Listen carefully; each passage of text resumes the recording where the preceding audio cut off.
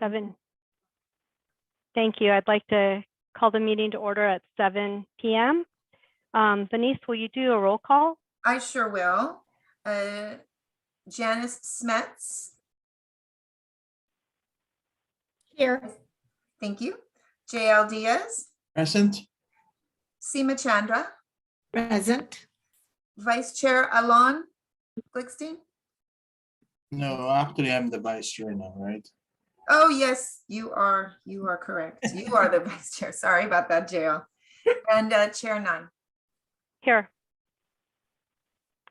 Denise, do you have the flag available? I do, and I practiced it. Oh, good. Alan's here. Oh, good. Great. Welcome. Okay, so everybody stand and put your hand over your heart, and I'll start the Pledge of Allegiance. I pledge allegiance Allegiance to the flag of the United States of America and to the republic for which it stands, one nation, under God, indivisible, with liberty and justice for all. Thank you.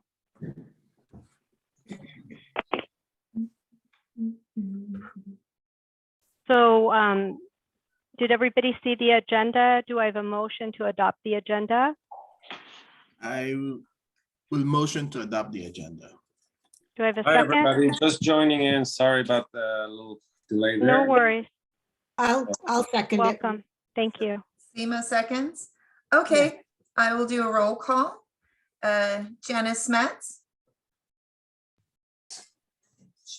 Is she? Janice? Janice, you're on mute, Here. please. Oh, there we go. Thank you. Alon Glickstein. Hi. Aye. Seema Chandra. Aye. Vice Chair Diaz. Aye. And Chair Nine. Yes. Thank you. So next we're going to move on to the adoption of the minutes from January 27th. Did anybody have any changes that you want to bring up, or do you have a motion to adopt the minutes from January 27th? A motion to adopt the minutes. Do we have a second? Sure. I'll second it. Thank you. Thank you. I'll do a roll call. Thank you. Janice Smets.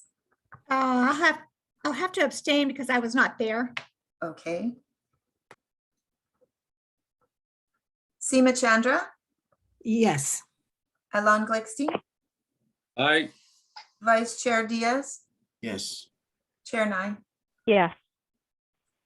Thank you. We'll move on to public safety reports. We'll start with the CHP with Officer Ayers.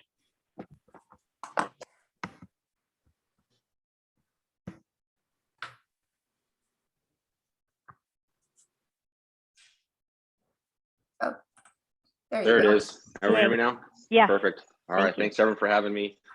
Officer Ayers from the Moore Park CHP office.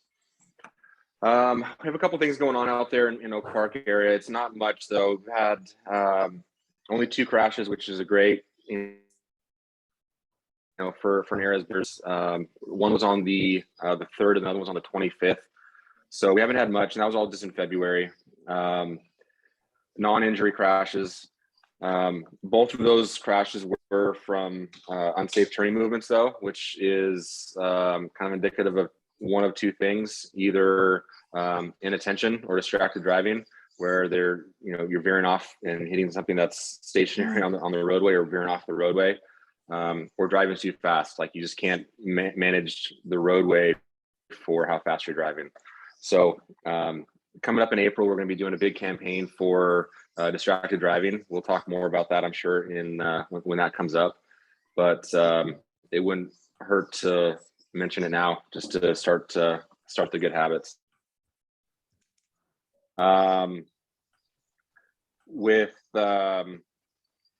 Within March coming up here, the only major events that we have are going to be a maximum period for St. Patrick's Day.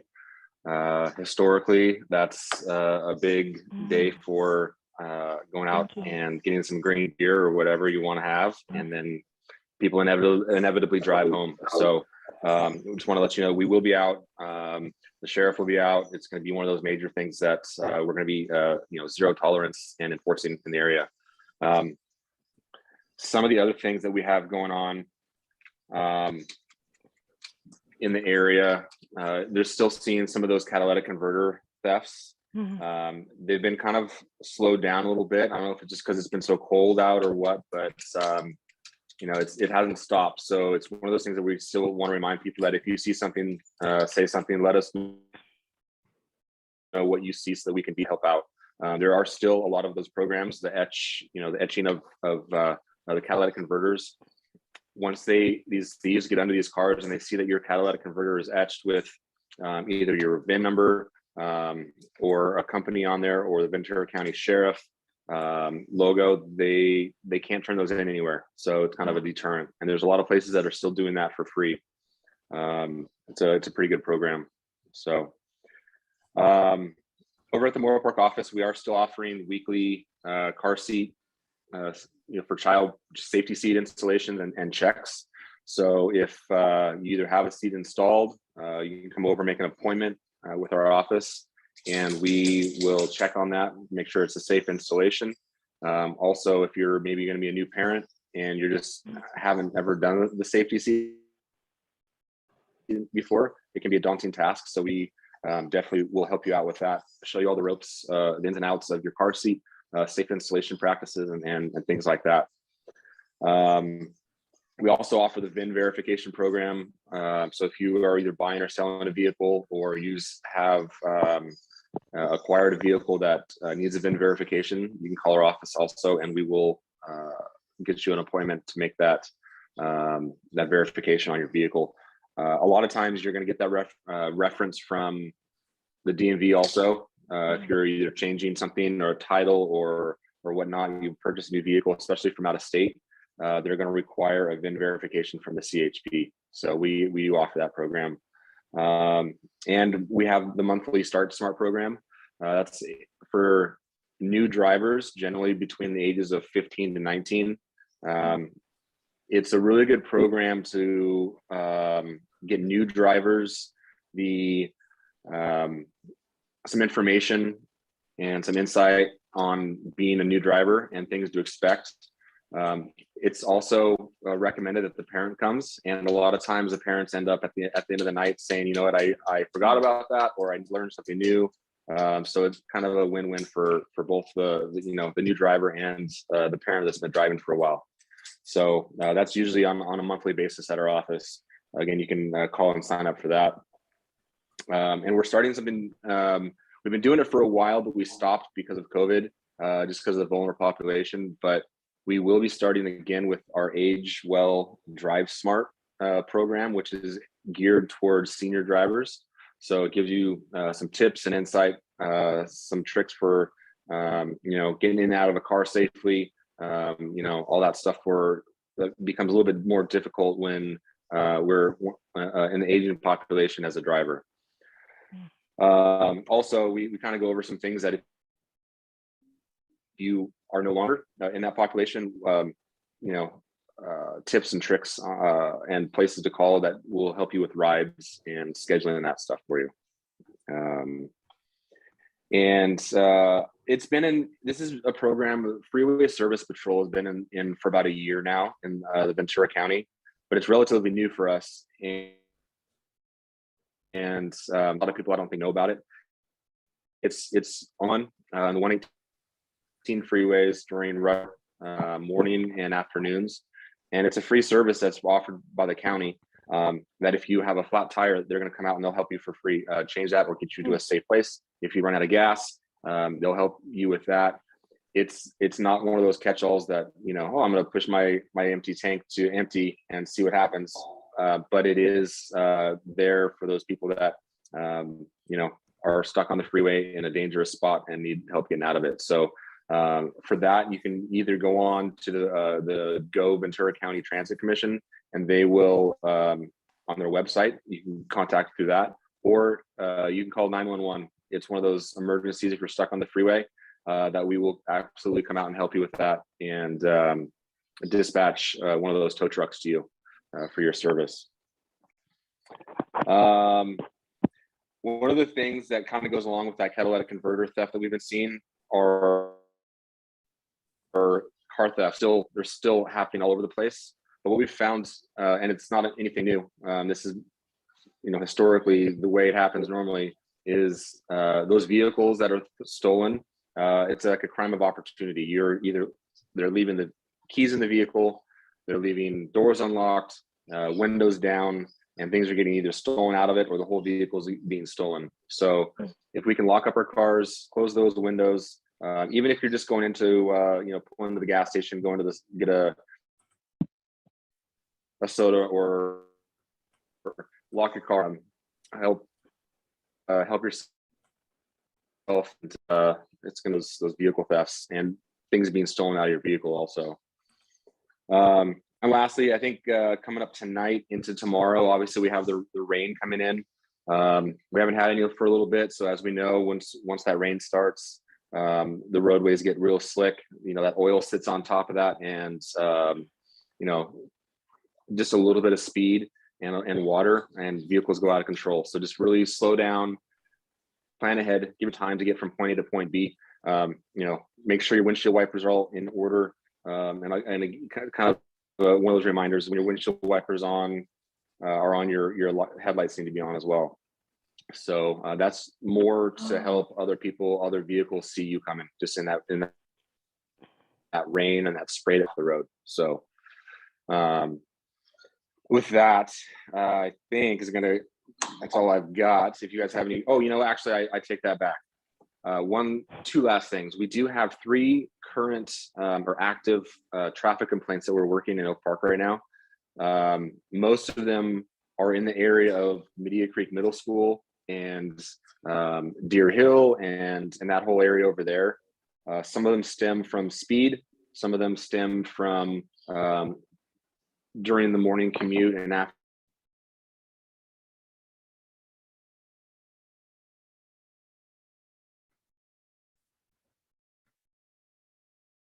Isn't safe. There was a pedestrian that was hit and had major injuries. So we are working on that. Stop signs in the area. We're going to be over there checking on that stuff as well. We're working on it. Like I said, there are 3 active complaints we're working on right now. In addition to 2 open parking complaints that are about some trailers and some vehicles that are oversized, that are abusing the 72-hour rule, and we're working on that as well.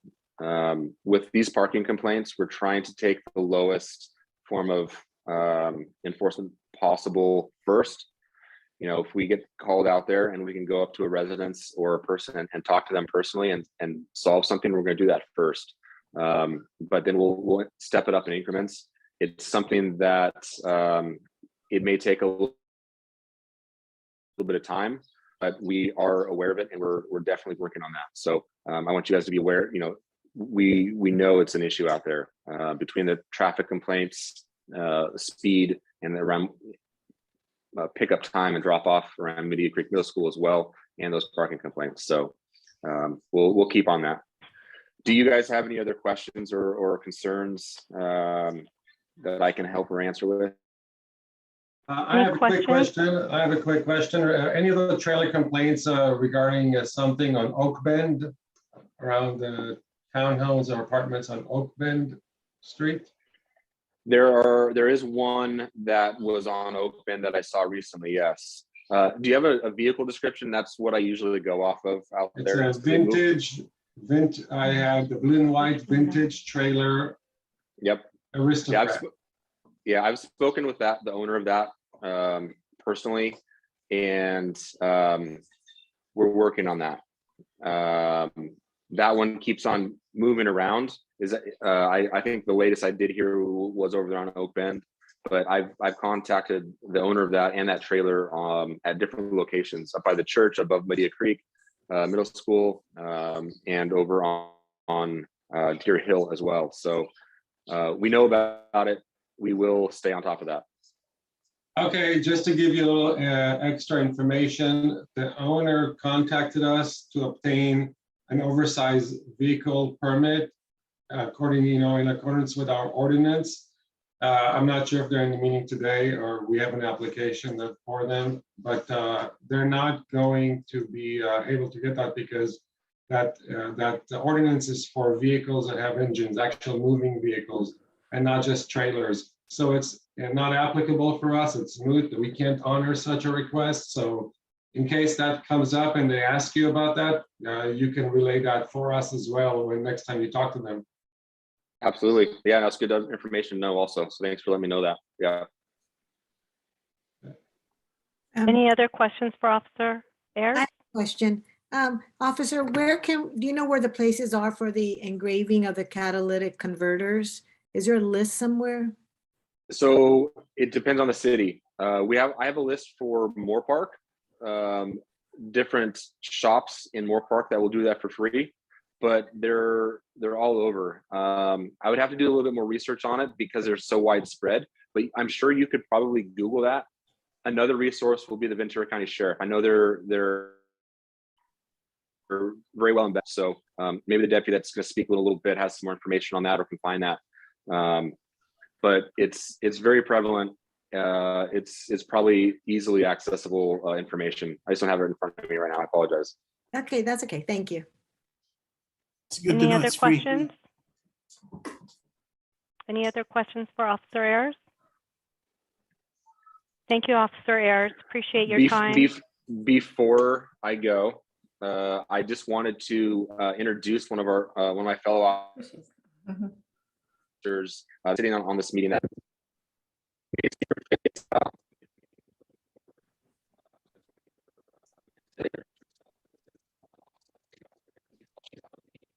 Park CHP office as well. So I believe she's still on here as well. There she is.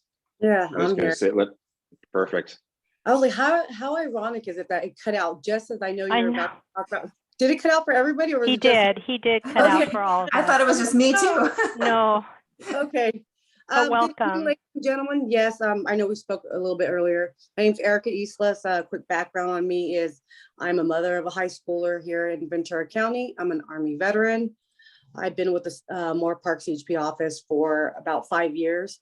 And as you know, we cover your area. I'm really just here today as an observer to become more familiar with the MAC and Oak Park community as a whole. I currently work patrol typically in the evenings. However, the CHP Moore Park commander sent me here today and tasked me with assisting Officer Ayers, our public information officer, and whatever he needs to better serve you guys. We're here for you, and obviously I look forward to meeting all of you and working with the Oak Park community. So, well, thank you for welcoming me. Yeah, it was great to meet you. Again, Thank you for pleasure. joining us. thank you. Thank And you. thank you for serving. Thank you. Yeah, appreciate it. All right, we're going to move on to, Chair Nye, I Yeah. have Senior Deputy Chris Jones. right. Okay. I was just gonna Oh. move to him. I was just Oh, gonna sorry, say I thought we're you were moving gonna on move to on the to the sheriff. next Yeah, item. no, Sorry. to Sheriff Chris, Senior Deputy Chris Jones. So welcome. Thank you. How are you guys doing? Great. Thank you. Just like Officer Eastless, Captain Cook and Commander Bouchot asked me just a couple of days ago to take over for Senior Deputy Vo. So I'm sorry if I seem a little unprepared. I got the call on Tuesday. So just a little bit about myself. I've been with the Sheriff's Office for almost 24 years. I've spent almost 20 years working here in the Conejo Valley, including the Oak Park area. I promoted about a year ago and spent some time in Ventura and our Camarillo office as well. And I'm glad to be back home in the Thousand Oaks office. I love this station. It's close to my heart. Grew up working patrol here. So I'm just glad to be back.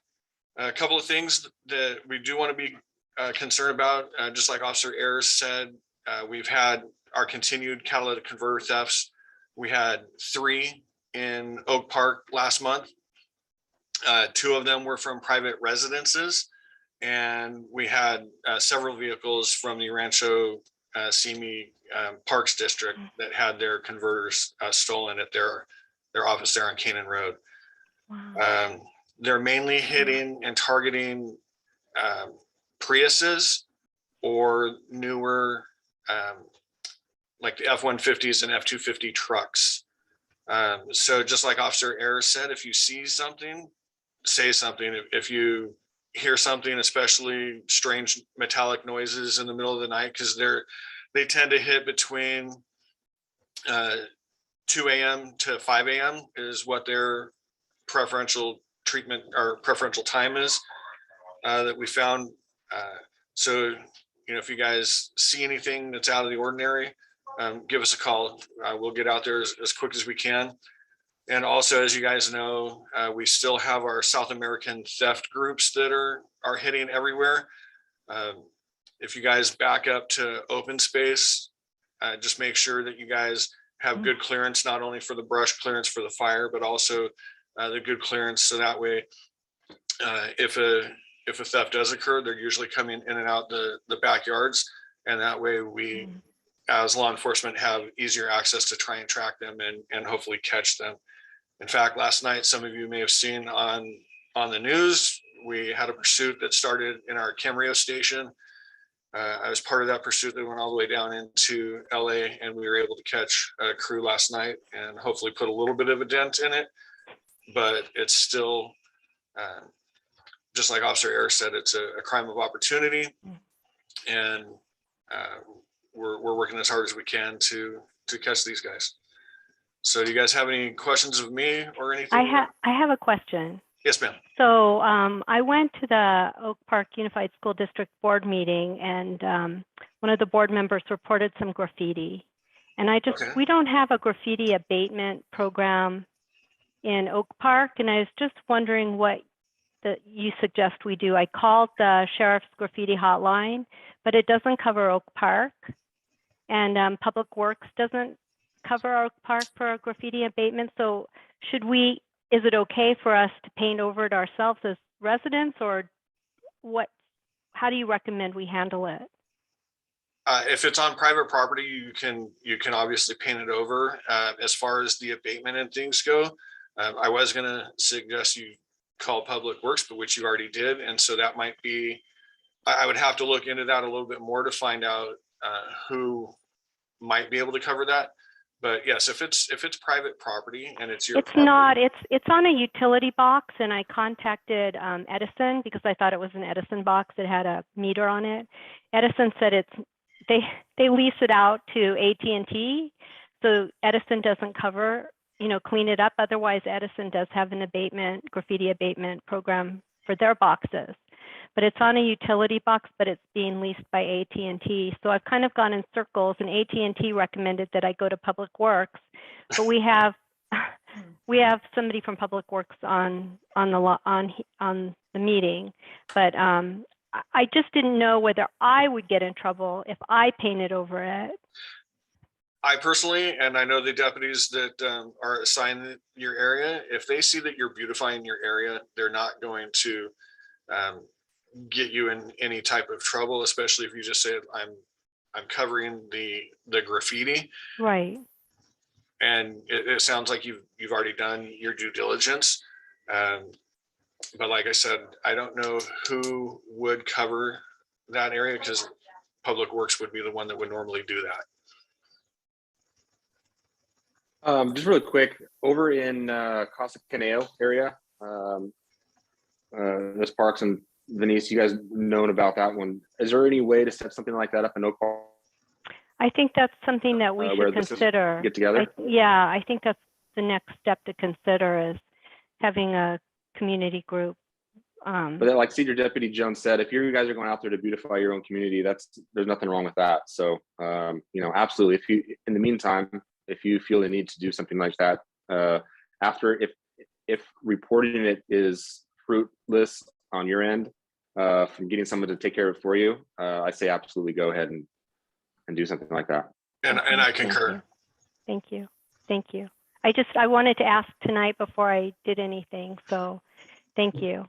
It's quite a large drawing. And then when I drove by it just to see if it was still there before, I noticed 3 more stencils have been done and some words. So it's continuing. It's in an area, it's on Hawthorne, which is, we had some tree issues there, but it's on Hawthorne, and there are no trees. I mean, there are no homes facing the street where the graffiti is. So I think people are feeling fairly safe and not getting caught because it's not in an area where there's probably camera. We found Thank you. throughout, especially on the freeway systems, but cities as well, that once one little piece of graffiti goes up, more follows. So the sooner that can go away, the faster they realize that it's not something that's going to be seen by a lot of people. So they don't want to see it. They want their artwork seen, right? And the school board was So, concerned about it. It's get near rid of it an a little elementary sooner. school and on the way to the high school. So they're the ones who brought it up. So thank you. I appreciate it. Any other questions? Deputy Jones, is there any indication that these robbers are armed in any way? Not to my knowledge, but just like anything, if somebody comes into your home, the best thing to do is, just like what happened last night, our victim made some noise to get them out of their house and then immediately called 911 to get police responding to the area. Obviously, do not confront them. Just scream, do what you have to do. Let them know that somebody is there and call 911 right away.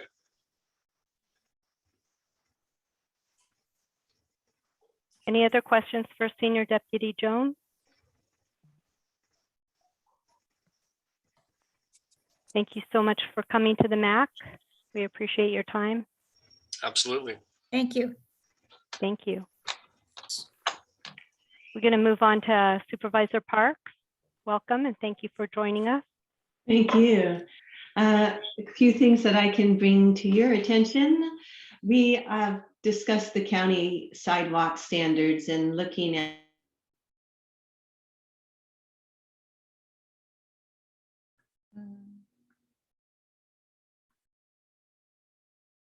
that has happened just recently. The Public Works Agency is actually going to be coming to the Board of Supervisors with their recommendation on March 31st. And after some encouragement, I've asked and received the permission for them to come to the MAC in advance. So you will have, I guess, actually, they'll attend your meeting March 31st. And then bring it to the Board of Supervisors April 26th. So they'll have a month after they get your input. So again, March 31st, your MAC meeting will have our Public Works Agency discussing tree standards, get some input, and then it will come to our board on April 26th. So that will be good to know. And we'll make sure that April 26th meeting is a specific time in case anyone wants to comment. Also want to congratulate the Oak Park High School's mock trial team. There were first, second, and third place winners were all in District 2, which I'm happy to say. And of those three, Oak Park High School had number 1, Westlake High School came in 2, and Newberry Park High School came in 3. And now the Oak Park High will be competing at the state level. So best of luck to them. And then I mentioned that Seema Chandra was reappointed to Women's United. This is from the United Ways committee that they have. And it's a good group that works to assist women, particularly single women with children, to help get their careers going and becoming independent, and really appreciate the good work they do. And then just Oak Park updates. I know that there was concern about potential development along Canaan Road in the city of Agoura Hills. We've talked with Agoura Hills and they've offered to make information available to Oak Park residents. If you'd like to meet with them, their doors are open for that.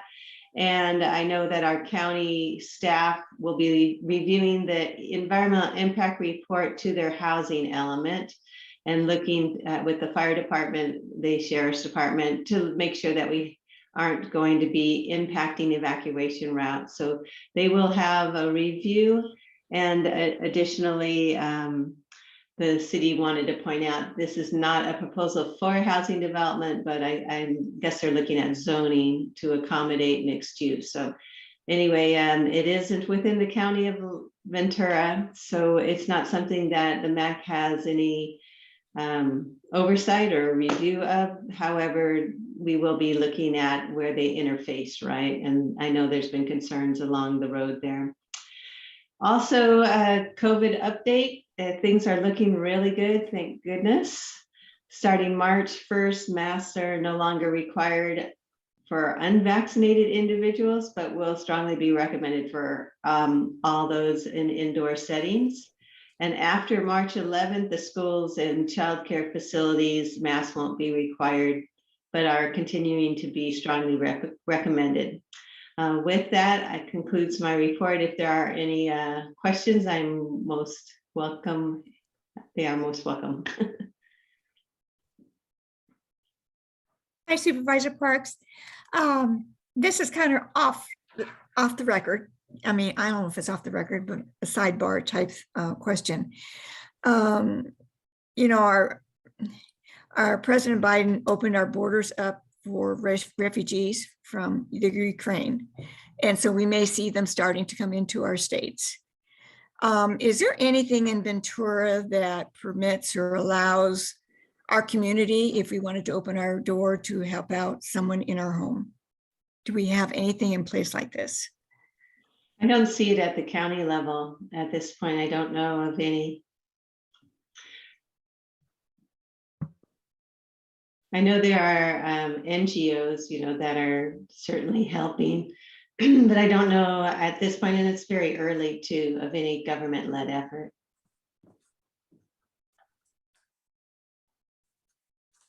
Any other questions or comments for Supervisor Park? Who is almost half Ukrainian, I found out. I am as well. So that was a great question, because that's something I would absolutely open up my home for. Mm-hmm. Yeah. It's just such a heinous thing that's going on there that's just really hard to take. Yeah.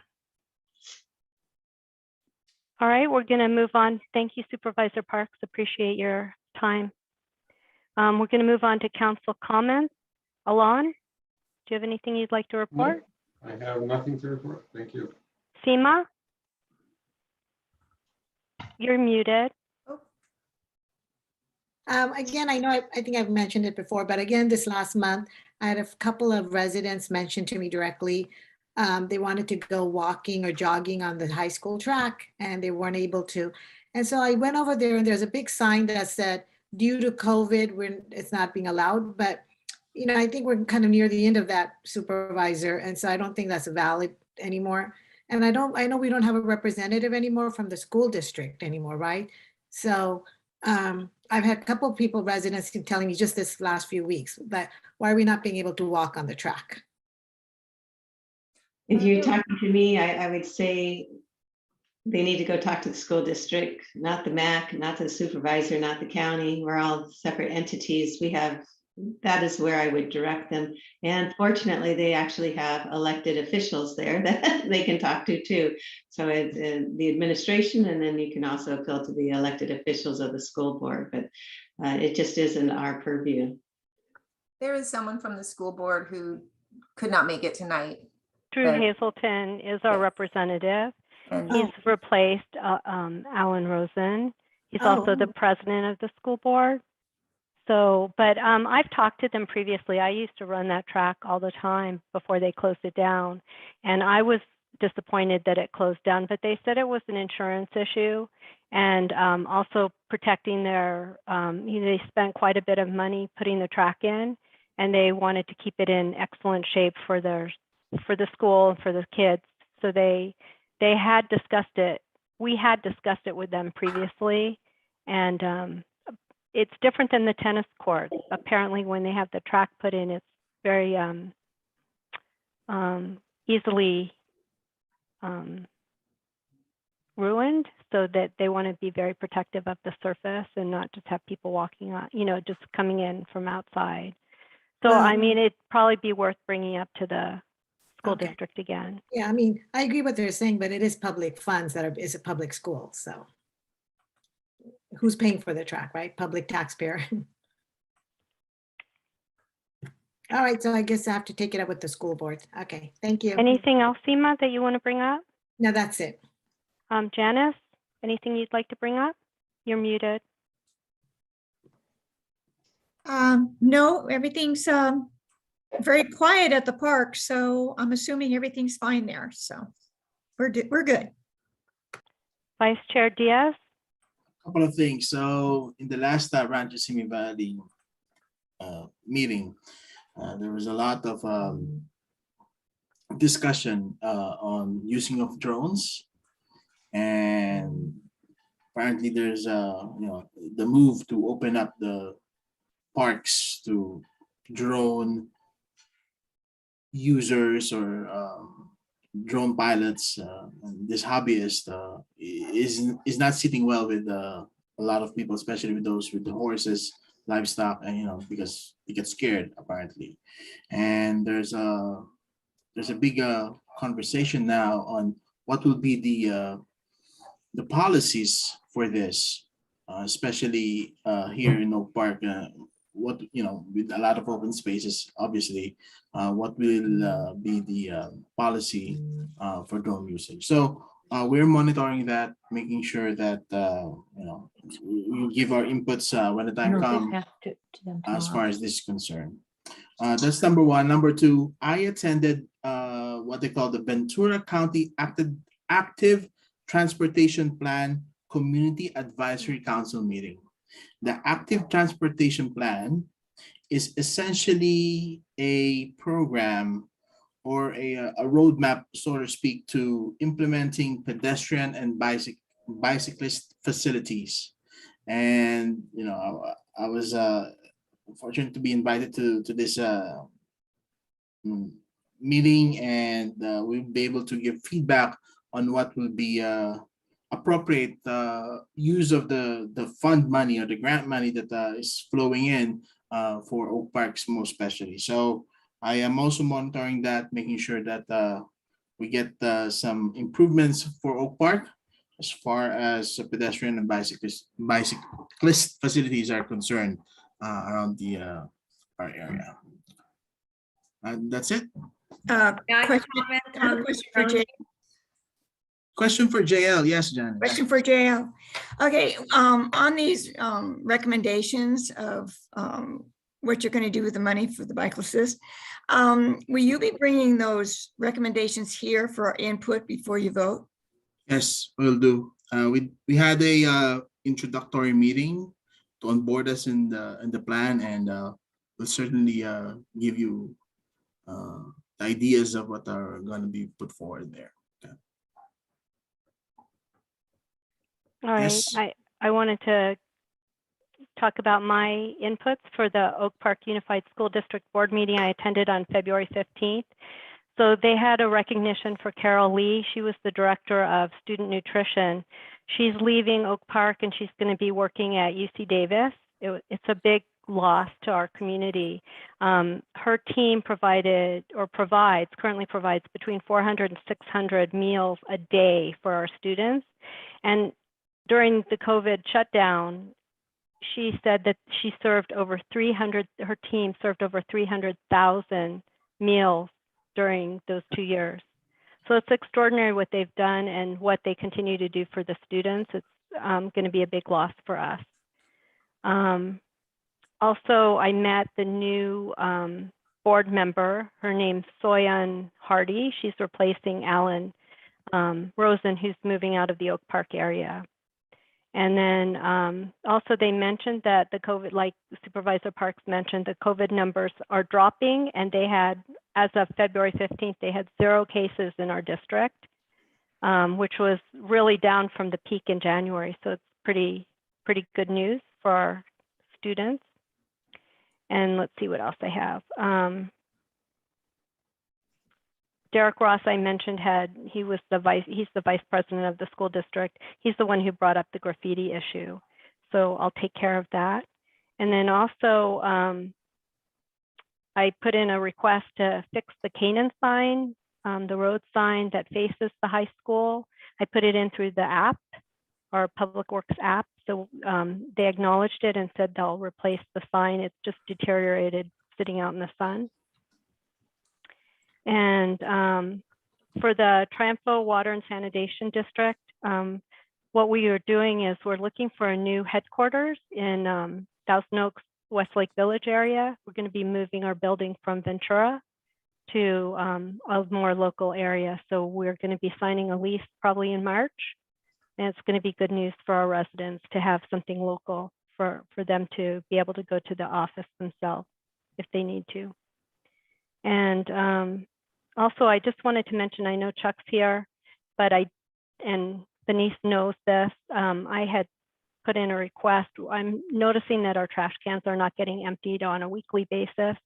We're seeing just trash pile up quite a bit. So Denise, can you tell us what the trash company said? Yeah. I know they emptied it and I'm Yes. grateful. Thank you so much for reporting it. But I mean, is it to be emptied on a weekly basis? When they responded, it was the waste management. They said they identified the cause and will be fixing it. But that was that's good news. all they said. That was yeah. No, I mean it was the cause of why it hadn't been picked up, and we'll fix it. Thank you. I really appreciate you following up on that. I wasn't sure. Of course, I always send a message to Chuck, but it was you also took care of it by going to waste management, the correct place. So thank you very much. All right, that's it for council comments. Do we have any public comments, Denise? Or are there any public comments of things that are not on the agenda? Harry Medved has raised his hand. Carolyn Cass has raised his hand, and I do have one written comment. So, all right, why don't we start with Carolyn? Are you unmuted, Carolyn? Yes, I believe I am. Can you hear me? So Carolyn, I just want to give you a heads up. We've got a 5-minute limit. I'm not going to time it, but I'm just looking at my clock. Well,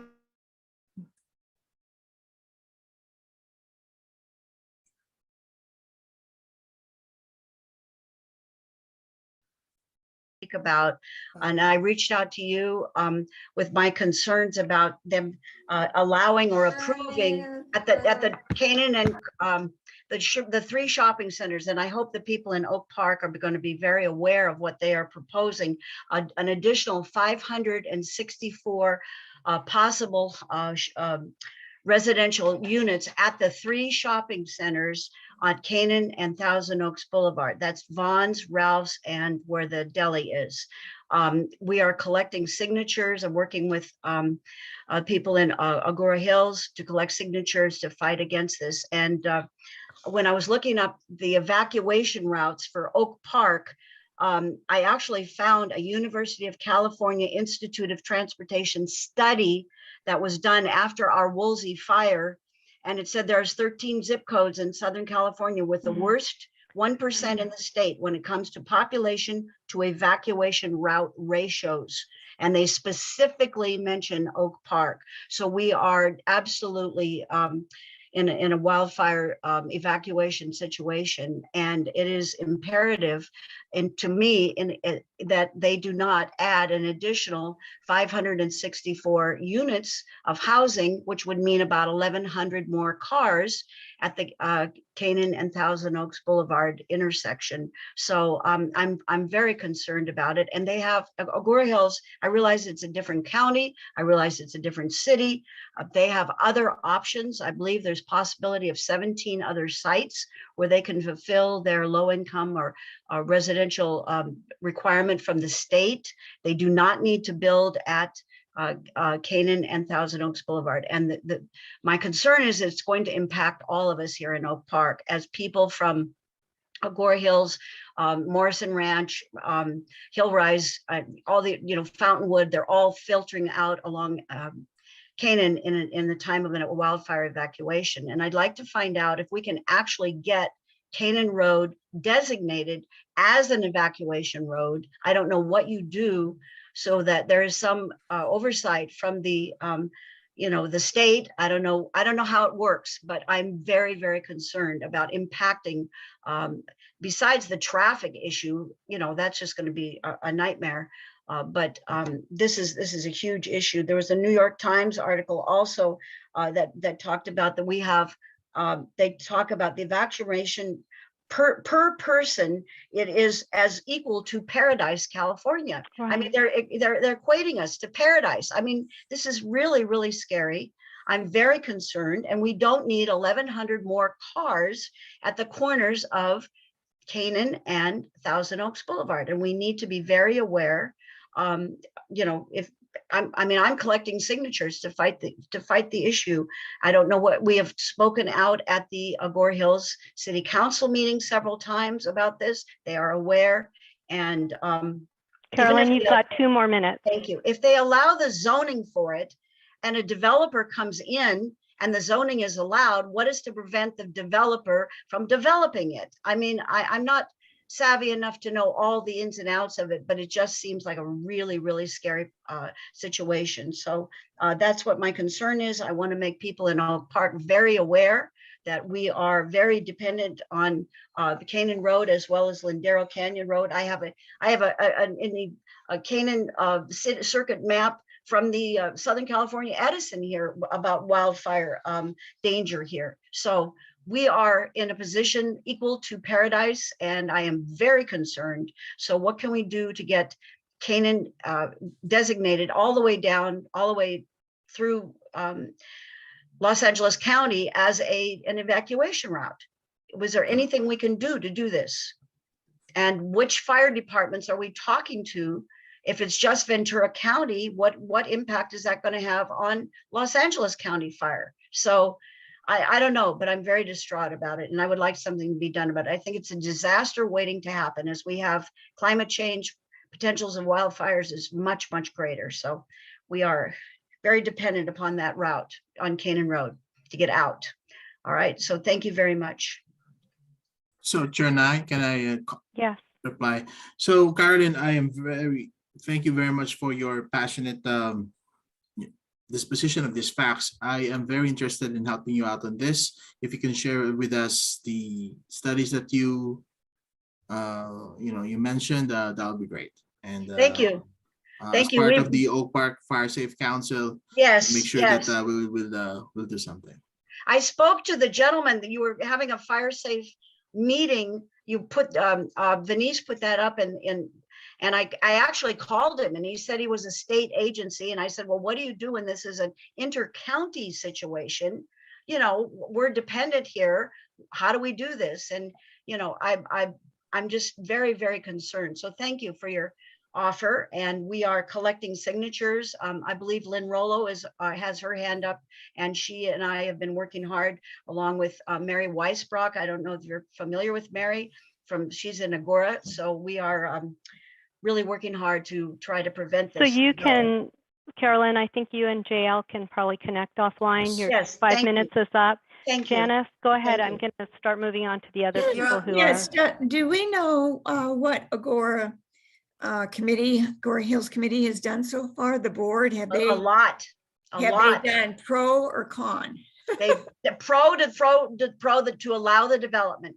They're allowing the development. Yes, they are allowing it, and they're saying there's deadlines and all this, and they've got these proposals, and they're essentially, in my humble opinion, saying they're blaming the state. But I understand the city of Calabasas made different decisions. I'm not familiar with all the details, but I do know that Agora Hills had the opportunity to decline those 3 shopping centers and point out different sites along Agora Road.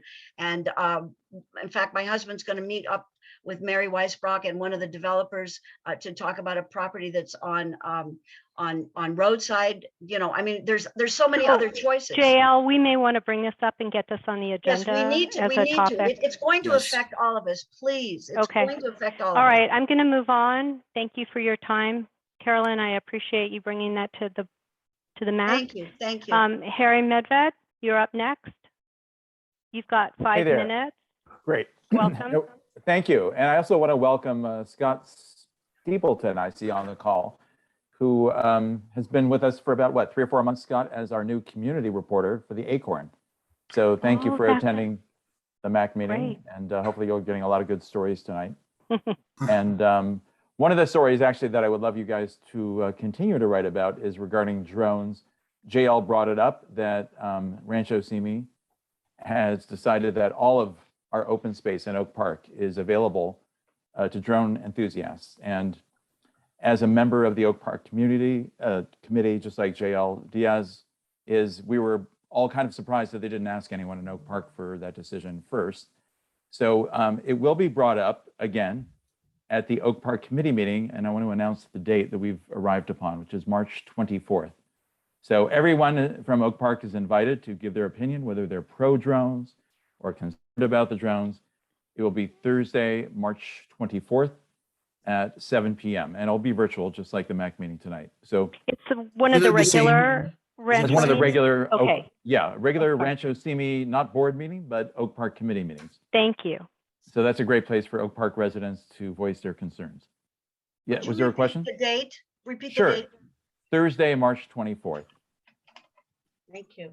And the And- content and the access information is posted on their website? Not yet. It will be. Okay, right. It will be. But so that's that. Also, as JL brought up, there is the AT plan, the active transportation community. And one of the things, JL, that I think was most interesting to Oak Park about this new committee is that they're looking for ways to reduce the environmental impact of vehicle miles traveled.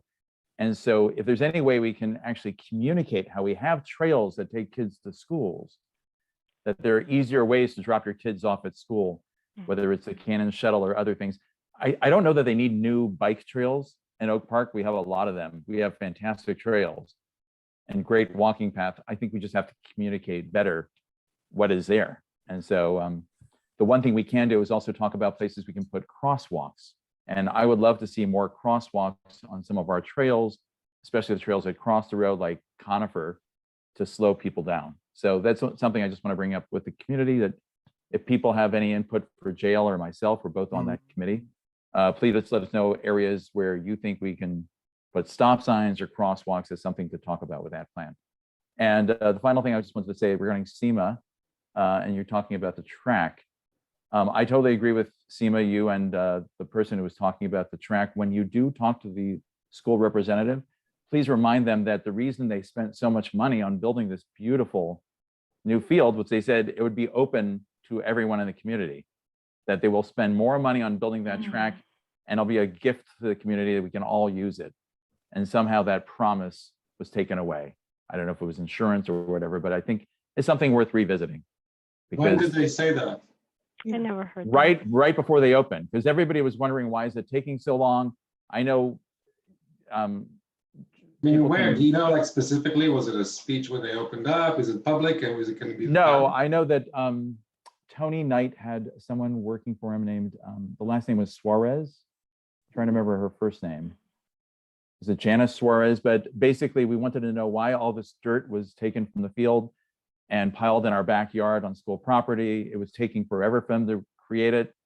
And the promise was, don't worry, I know it's a long, long process and it's a lot of money, it's a lot of dirt, but it's going to be a beautiful new track for everyone. There was a water leak is why it took so long. Oh, okay. Well, whatever, but I just, yeah, something to address and to bring up again. And that's it for my comments. Do you know if Measure R actually paid for that? I don't know.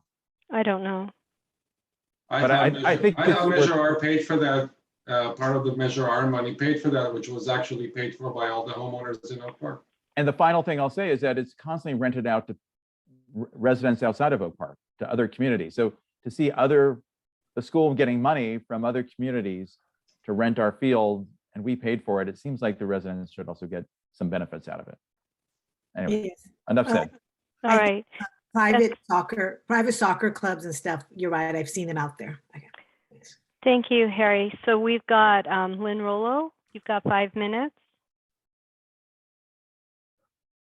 You're muted. Lynn has to unmute. Yeah. Hi, Lynn Rollo, resident of Oak Park for 46 years. I just want to reiterate Carolyn Cass-Barton's comments. We've been working with this situation at the shopping centers for nearly 5 months. And the Agora Hills City Council is refusing to acknowledge that there's an issue there. Our feeling is that if it gets rezoned for 564 units, that someone is going to come in, if not already approached, and build there. And anybody that thinks that isn't going to happen is either delusional or a developer. I am very passionate about this. We've been here for 46 years. That is our main evacuation route during the Woolsey fire. And it was a nightmare for people to get over an hour to get down to the freeway. At first, Agora Hills City Council said, oh, don't worry about it. We just put it on the map for the mandate. Okay. Oh, don't worry about it. It's not proposed development. Our feeling is that if it gets rezoned, there's going to be development there. So we are working very hard to get signatures on a petition, and we've been at the shopping centers. Several of us, half a dozen of us, are getting signatures. And we are trying to get the Agora Hills City Council to listen to us. They were very able to switch these 3 sites, but it was going to be work for them. Now, I don't know about you, but if I'm told it's going to be too much work, I'd be fired. I mean, if it's going to be too much work, I'd be fired if I said I couldn't do it. We've reached out to Harry Stern. He said that the bill didn't pass, that it's going to go ahead. I don't know what kind of situation you have, Ms. Parks, with the Agora Hills City Council, but they need to wake up. We're not going away. We're going to continue to get petitions, and we're going to send them to the state, and you will see us on the news, and you will see us in the newspapers. And I'm really disgusted at the way they've handled this. Absolutely disgusted. So we're going to continue to work on this, and we hope that we get a lot of support from Oak Park. We've had like 500 signatures with little effort. So I'm sure we're going to end up with thousands. And I'm hoping that people will support us with this, including the county supervisor, and speak to the mayor of Agora Hills City Council, who keeps saying we're giving misinformation, which we are not. Everything that we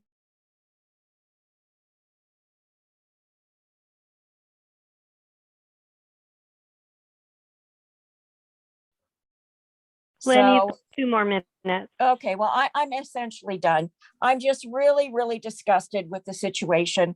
And I wouldn't be surprised if there's already a developer in the background, but this is going to happen. And if people don't speak up, I mean, when we moved out here, we didn't have the shopping centers. And then 2 of everything went in, 2 dry cleaners, 2 drugstores, 2 grocery stores, you know, everything was 2 of everything. And I'm not against development at all, but there are alternative sites for this. There's 17 alternative sites that they could bump up. There's open businesses and there's open space. So what is the problem that these people can't go back and switch this? The city of Calabasas was able to do that. And I'm just really frustrated. And I just want you guys to be aware that this is going to be an onslaught to our community. And that's all I have to say. Thank you, Lynn. I appreciate you coming and talking to us about it. Denise, we have a written public comment that came in to you from Ruth Rose. Do you want to read that? I do, but Janice, you can unmute yourself. Yeah. Yeah, I have a question, and maybe Carolyn has the answer, or Lynn.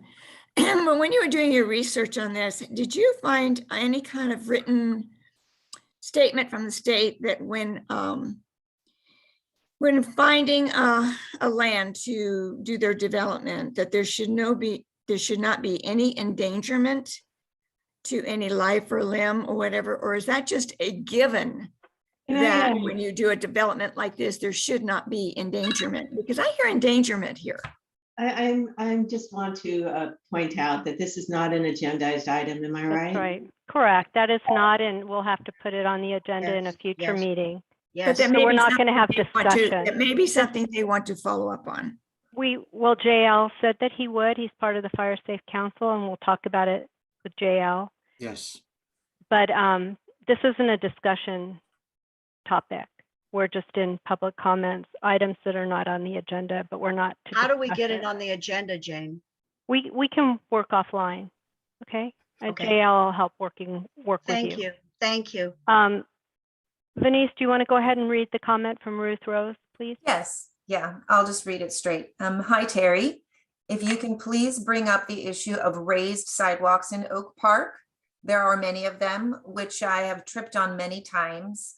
The ones I can think of that are quite large are Lindero and Bromley, Canaan and Deer Hill, Lindero near China Flats Trail entrance, Lindero between Canaan and Sterling Oaks.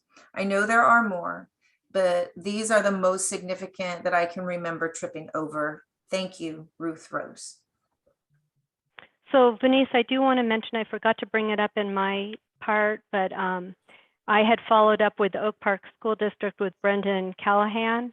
They did commit to Oak Park School District Board committed to fixing their own sidewalks. So I had asked whether CSA 4 was responsible for the sidewalks in front of the schools, and the answer is they're not. So the school district will be reviewing the lifted sidewalks around Medea Creek and also Oak Park Elementary School, and they are going to be repairing them themselves. So my understanding from Chuck is that's appropriate. Where is Chuck? Is he on the? Are we Here he talking is. about sidewalk grinding? Chuck? I'm sorry, was there a question? I just wanted to mention that the school district did say that they would repair the lifted sidewalks in front of Medea Creek and also Oak Hills Elementary School. So they did commit to doing that. Brendan Callahan did commit to doing that. I'm not sure about the other sidewalks, Vinny. Right, yeah, and I can forward this email to you, Chuck, to see if it's anything or that can be fixed through. Am I allowed to discuss the sidewalk situation, or was that not agendized? It's not well, no, it's not agendized, so I'll Okay. just forward the email to you, but I will. Yeah, I'll just forward. I was just reading it into the record, but I'll forward the email. Okay, thank you. Okay, we're going to move on to information items. And we're going to start with the brush clearance. So I'm not sure who's going to be Venice. Is it Michael? Oh, are you skipping to information items? Yes, we are. Okay. It would actually be me, I believe, for the brush clearance. Venice, do we Yes, have Cindy or yes, Mike? ma'am. Yes, it is Cindy, and Okay. she's going to give the presentation. Michael is available if there are any questions. Right. Thank you. And actually, I'm really glad to have Mr. Diaz and Mr. Alvarez here because a few of the things that my community have been talking about is the drones over our open space because we are so concerned about wildfire. Since my community on Churchwood was one of the communities hit so hard during the Woolsey fire. So we're very concerned about drones over our open space.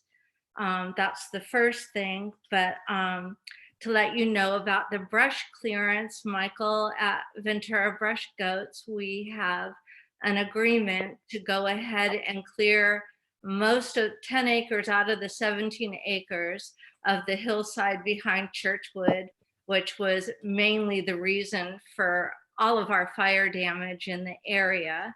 So one, I wanted to get that out there to let you know that that's happening. And as far as fire mitigation in our area, since we are all exposed to open space, I just think that the goat is probably the most economic. So I kind of want to get that out there for most communities. However, you know, our homeowners associations don't pay for it. The Parks and Rec, even though they own the land, don't pay for it. And I'm wondering if there's a way to maybe get insurance companies involved to give incentives to people who organize fire mitigation around or in their communities. don't know if that's a possibility, but thought it was a forum I can throw out here possibly. And also, Mr. Alvarez, you are heading the Fire Safety Council, which No, Oh, that's me. JL Diaz. JL Oh, Diaz, Mr. he's Diaz. a member of the MAC. Okay, because if I would love to get involved in that somehow, some way. I don't know how because I don't really know what it encompasses, but Mhm. I'm very passionate about fire mitigation after the Woolsey fire and all that we suffered, our whole community. If Mhm. there's anything I can do to help, I would love to get involved with that. Cindy, can you Okay. tell us more about your plan with the goats? How is that being handled? I had to get approval from Simi Valley Parks and Rec, which I did. I've actually been working on this for almost 2 years. Long story short, I got my approval from Simi Valley Recs from Wayne. Then Michael and I found each other, and he came out and surveyed the area and gave me an estimate. Basically, I'm paying for it. You know, it's really hard to get the whole community to get involved. So I've made a contract with Michael. He's coming at the end of this month. He'll be bringing up approximately 200 goats and sheep to clear the 10 acres of the most dangerous area, which really kind of caused the fire in my area. And then I went about my community to spread the word and hopefully help get some funding, which, but it's just something I'm passionate about. For 2 years, we all have suffered PTSD because all of us in this community suffered one way or another, whether it was complete loss, structural damage, smoke damage, whatever. And so I've just kind of made it my mission to make my community safe. And that's what I'm working on. I figured if I moved out of my area, it would cost me more to move than it would to bring the goats in. So my mission is really to keep my community safe at this point and to really put out there what goats can do to help us instead of just getting weed whackers, which it's not the same, and it's not the same kind of safety and prevention. So I think Michael could speak more to that since that's what he does. But that's the plan, is to get the goats out here and mitigate the fire, the wildfire in my area, and hoping it works. And we might have to do this every year for, a couple of years. What it does is it helps get rid of all of the, what am I thinking of? All of the plants that, cause this, the mustard seeds. They are not our indigenous species, so they're invasive. And the goats help kill all those invasive species and allow our indigenous or natural species to grow back in time. So it's something very good for the environment, for our wildlife. It just, the list goes on and on. So. Are there any questions for Cindy or Michael with the goats? Carolyn? Yes, we had goats for many years when we moved here on Smoke Tree for many years. We've been here for 46 years, and they did have the goats. And I don't know why they stopped, because they were wonderful to mitigate the problem. Yeah. Seema? I'm just curious, roughly, how much does it cost to do this? It's about, I'll let Michael really get into this, but it's about $1,500 an acre. And then you have to water the goats. So that's pretty minimal as far as I know. But in the long run, especially if you can get your community to contribute, when you're in, I have a homeowners association, we have about 120 homes. So if you figure 10 acres, whatever, and you're thinking it's approximately $135 a year compared to what we all had to pay to repair our homes, because insurance companies really only cover a fraction. of the cost of the damage. So when you think about it that way, it's just so well worth it. It's a dinner out, you know, for a whole year, maybe 18 months, depending on the rains, the drought, you know, how fast it takes that growth to rekindle itself. It's just, you know, economically, it's worth it. Harry, I see your hand up, but I'm going to see if Michael from the Goats wants to speak about the project. Yeah, can you hear me? Yes. Great. Yeah, so in response to how much does it cost, a huge part of our expenses is the transportation. Well, I want to start also and say thank you for letting me be here. I'm glad to be part of this discussion. The last time I saw some of you was at the wildfire town hall style meeting about 6 months ago in Oak Park. And so here in the Ojai Valley where I'm based, we are working with our local fire safe council to reduce the cost of wildfire mitigation in the valley.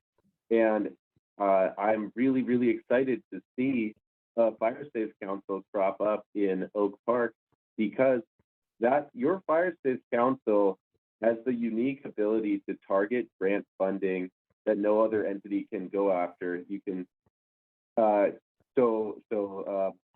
safe councils are getting funding from CAL FIRE, state and federal funds, and also too, they're a linchpin of the community, a core anchor point that can reach across political boundaries, which wildfire doesn't concern itself with. And so what we've done here in the Ojai Valley, I'm helping to direct their community supported grazing program, designing a wildfire fuel reduction zone around the entire valley in a contiguous corridor.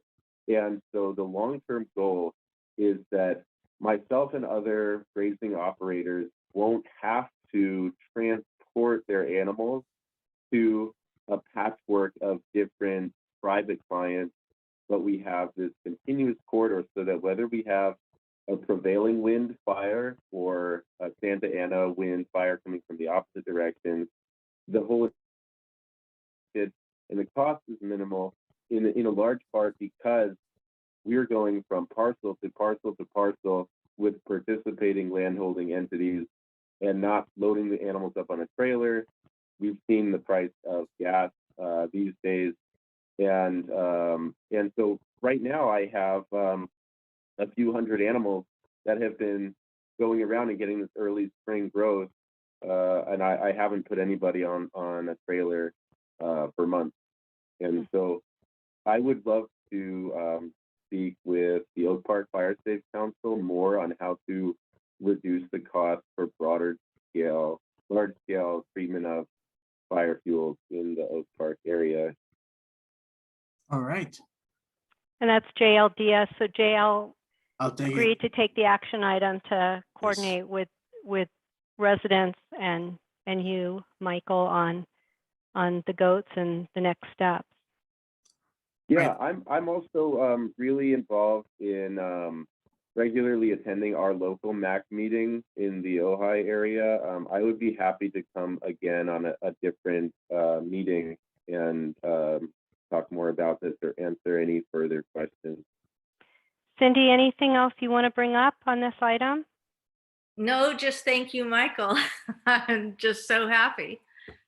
Yeah, and I think we'll have an agenda item, Cindy and Michael, in a future meeting. JL will get that organized, so we'll have more discussion.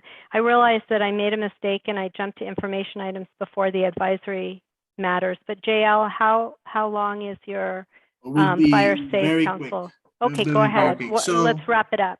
Yeah, Thank you. So I don't know if it is love or divine intervention, but meeting you, Cindy, meeting you, Michael, and Carolyn, with your impassioned speech about the corridor, I think it's a good segue to introduce the Oak Park Fire Safe Council.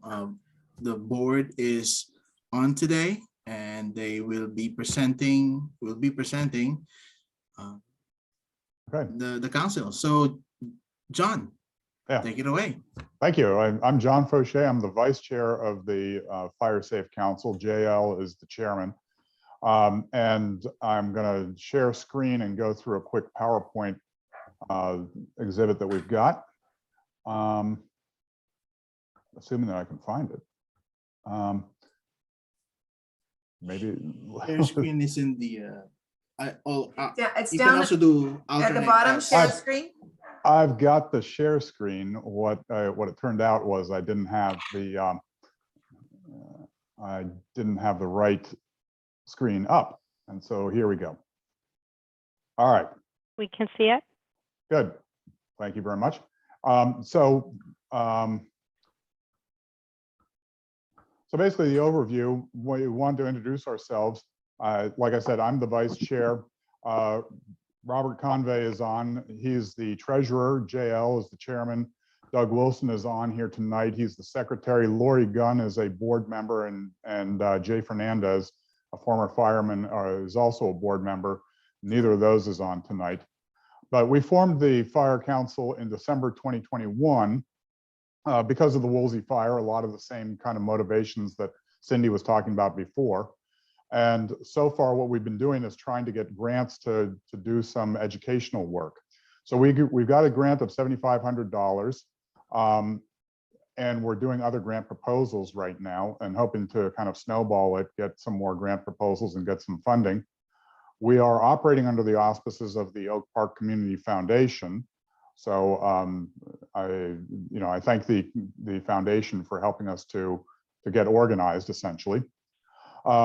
The mission that we've got is basically to organize the community and create a more awareness and a powerful group initiative to help save lives and property from wildfire and help people do individual initiatives to help help save their own property. We're hoping to do this by building relationships with the various partners in the community. We've been talking to the fire department, the Station 36. We'll be talking to the various land agencies, the park districts, the resource conservation districts. We'll talk with the insurance industry as well. And there are various fire safe councils throughout the state. There's a state fire safe council. There's a regional fire safe council in Ventura. And there are other local fire safe councils. We've been working a lot with the Bell Canyon Fire Safe Council to help us get started. All these relationships are great. What are we going to be doing with that?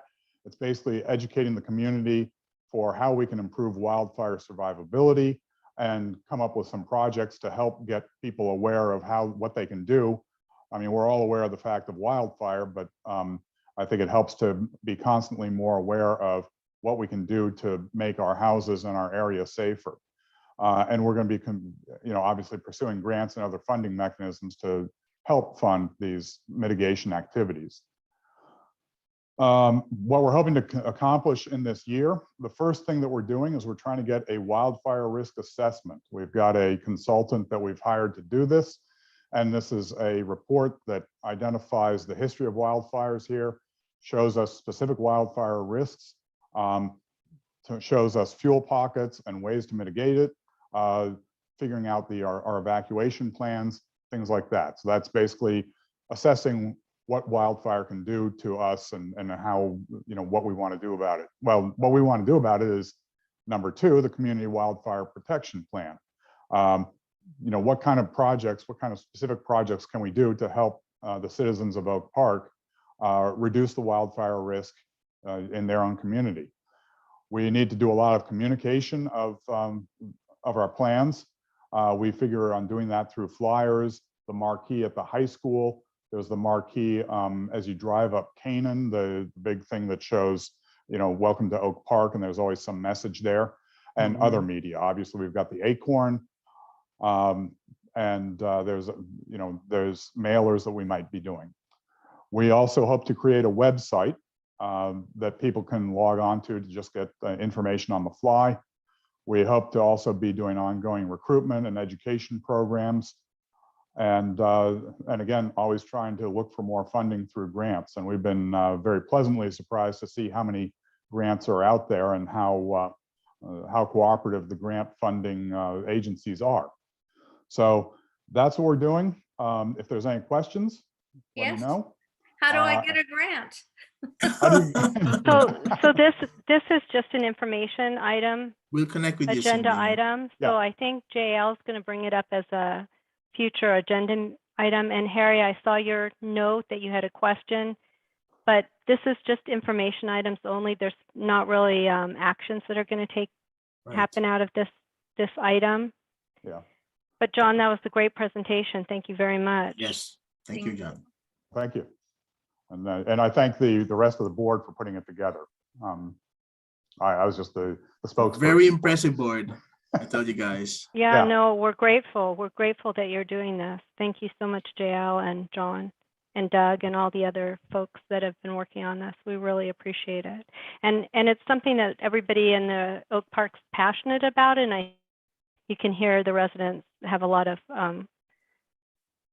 interest in this, so it's something that we can definitely add to our next agenda. Excellent. Thank you. JL, anything else you want to bring up on this topic? No, we'll connect Cindy after this meeting. Thank Good. you. And Harry has some questions for Cindy as well, so you might want to loop him in as well. We'll do. Is it something I could ask as part of this meeting, or is it?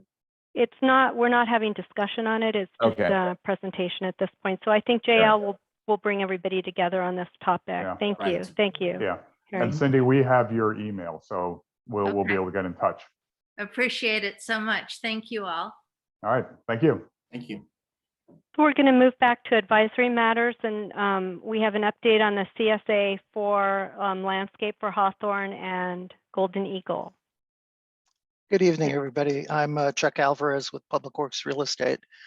My brief summary of this is that my proposal to get a RFP to, let me check here, it's Jordan, Gilbert, and Bain. They are landscape architects out of the city of Ventura. They have an annual contract with Public Works. And I thought because of that annual contract that we'd be able to expedite a RFP request. And engineering services with Public Works, who administers the contracting program for PWA, informed me that they did not think that this was appropriate for a sole source contract, which means we would have to do a full scale RFP. And as you probably know, we have to follow public contracting law. Not every contractor is qualified to do public works projects. So it's going to be a little more difficult than I initially thought it was to get any sort of proposal for this work. But I know that this is important to the MAC.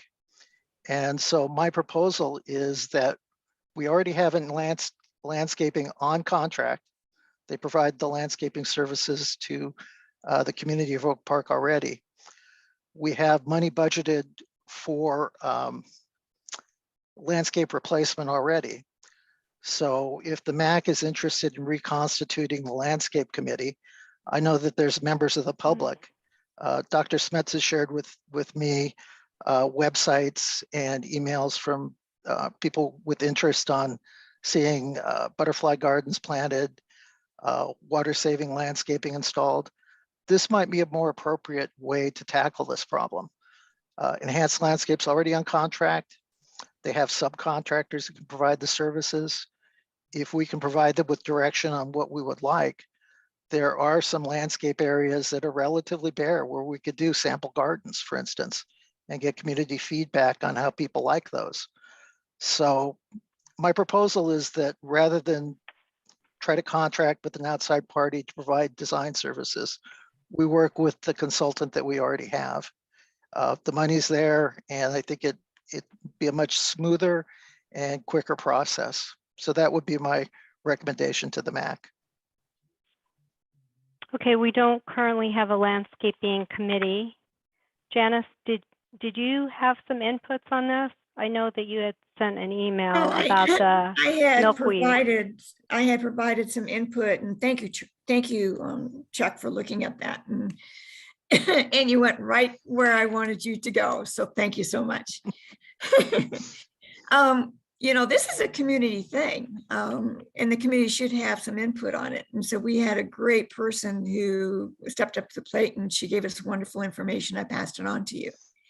I would like to work with her if it's possible. And my question to you is, though, does the contract allow our present contractor to coordinate with one of our community members to perform their function? Is that allowable under that contract? No, they are supposed to report to the General Services Agency because they're the county entity that awarded the contract. And they would report to Valerie and myself as well, because we administer that contract on behalf of GSA. But if public members are allowed to be appointed to the Landscape Committee, the Landscape Committee can certainly come with proposals to the full MAC for approval. And with the MAC's approval, we would be able to implement those suggestions. So this individual that I provide you the information, she would have to be part of that committee, make the suggestions, and then we would vote on it, and then you would act on it. And we have had residents be on that committee. In fact, we encourage that. We like it. Yes. Yes. So I do not, is Supervisor she part Parks, of did it? you have a comment? Is she part of that committee already, Jane? No, we don't have a committee at this point. Okay. But we will talk about MAC assignments, and maybe we can find somebody on the board that would participate. Supervisor Parks, I wasn't sure whether you had a comment on this.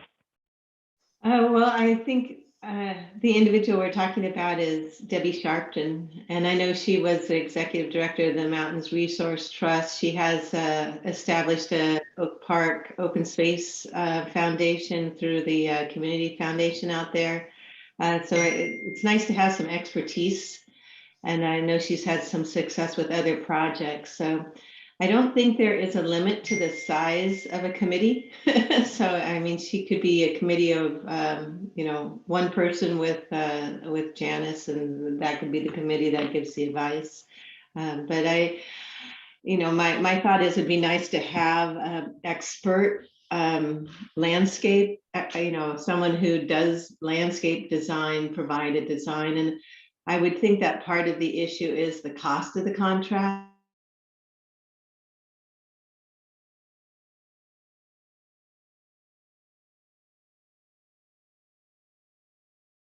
It and we like it, then we can continue duplicating that. But initially, I feel like you'll have a better start to have someone who's an expert in drought tolerant landscape design. That's just my thoughts on it. So that sounds good, Chuck. It sounds like Supervisor Parks agrees with your approach. We have the next item is to talk about MAC assignments. So we don't have a landscape committee at this point.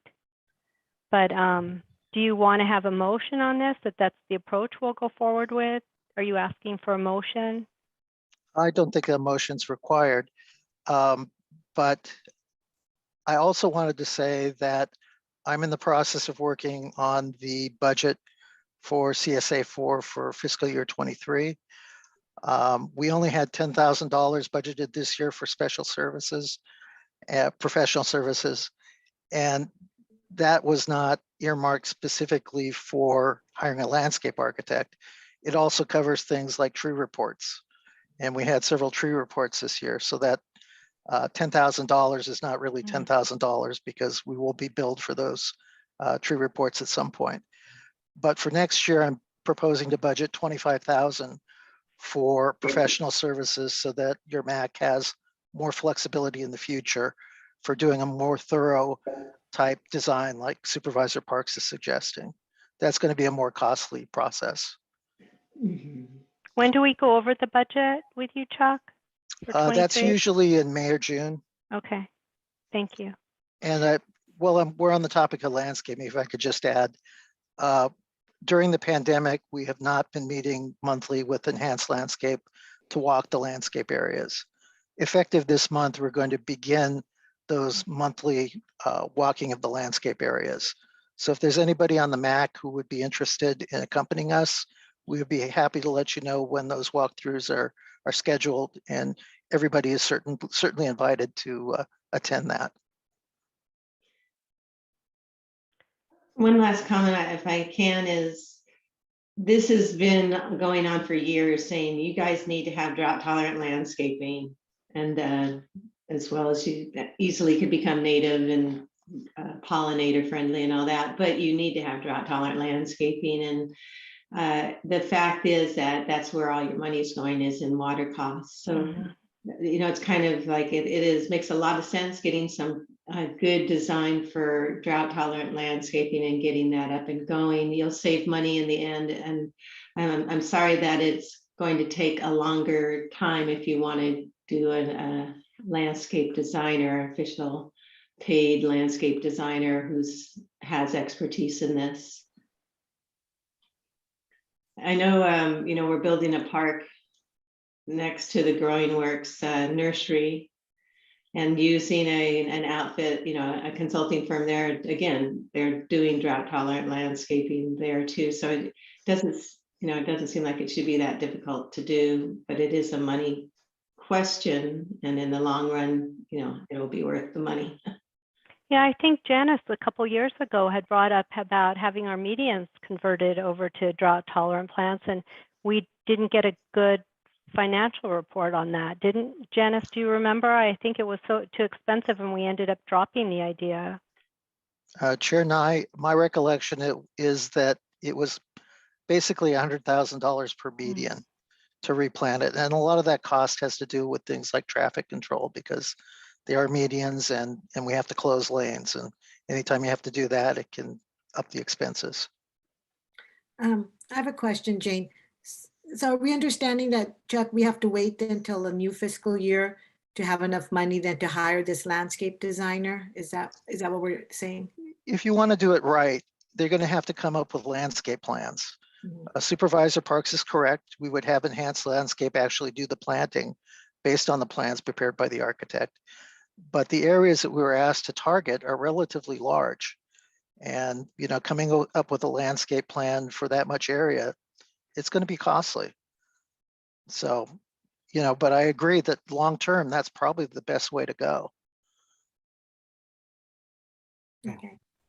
But you also said possibly we could work as a committee Yes. to come up with some ideas and do some test areas and see how they, I think that's an excellent start this year. My reason for suggesting that is because there are some areas. We were out in Oak Park yesterday, Valerie and I.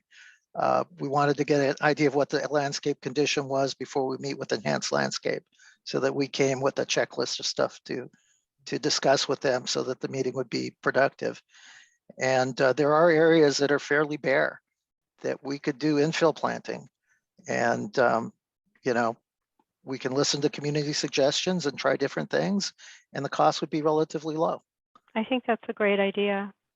So shall we move on, Chuck? Are there other items you want to, because the next step, the next and last item on our agenda is to have MAC assignments, which includes getting a landscape committee going. Are there other items you want to bring up? No, that I have nothing else. Thank you. I'm glad you came out with Valerie. I was worried that you had come out just for the trash cans. No. So I'm glad you came out to look at the landscaping. It was serendipity. We happened to be there just as the trash cans were getting emptied, so we took a thank picture. Goodness. I was so worried. I was like, oh my gosh, I hope you guys didn't drive all the way out because I wrote you an email about the trash. Okay. No, we had a That long makes me chest feel lift. better. Oh, Yeah. good. Well, thank you so much. Wait, Let's move on. Oh, go ahead. I don't think that and I'll have to ask Chuck, that is a necessity to establish a committee in order to move this forward. If you have an individual MAC member who's already the individual liaison. The reason I bring this up, because if you want to establish a committee with residents that are not members of the MAC, as I understand, you have to go through a whole Brown Act posting, minutes, agenda, you know, the whole shebang. That's correct. And why do all of that when you can certainly take the advice of residents, but just keep this liaison going, and that, I just wanted to bring that up, so we don't establish a committee not knowing what the ramifications will be. But we have, Supervisor Parks, we have had residents. In fact, I think Carolyn was a member of our landscape committee. We Yes. can't do that without posting it. That's what we have since found out. Oh. Do you want to chime in here? Oh, and I researched this for actually a different MAC, wanting to establish an ad hoc committee. And so County Council let me know the difference between an ad hoc and a standing committee. And an ad hoc is less than two or less than a quorum. So for you, it'd be 2 MAC members, no additional members, including residents. It can't be formalized, so it's not by a MAC vote. It's actually just appointed. The chair would be appointing the members, and it really needs to have a defined limited person. A standing committee is also less than a quorum, but it can include outside members. It's formalized by MAC action. It is Brown Act compliant. So, and appointment by the MAC, as opposed to appointment by the chair, which would be the ad hoc. And ad hoc is not subject to the Brown Act, so you wouldn't have to post an agenda, have it be, publicly posted, etc. So ad hoc cannot have residents. If Right. Residents, you have to have it become formal, and I don't have the staffing to do another, agenda posting and minutes and all that, so. So our best bet is ad hoc. Essentially, yes, I agree. Yes. Okay. And I do know you've had these as before. I just, again, this came about in researching what was needed for a separate MAC. All right, so let's move on. Thank you, Chuck. Appreciate your input and suggestion. Let's move on to our last agenda item, which is the MAC assignment. Quick question, just to make sure. I think the best method we meant to say was just one person from the MAC with acting as their own liaison without a committee, and then available to use somebody from the community, like join with the resident. That is the best method, not an ad hoc committee. No committee is the best method. One liaison from the MAC. Ellen, you're asking for a lot of work for one person because, we also want to look at every tree. We're not inhibited anymore at the 10,000 mark. So whenever there's an issue, someone always has to go out there and look at it, or, before we talk with Chuck.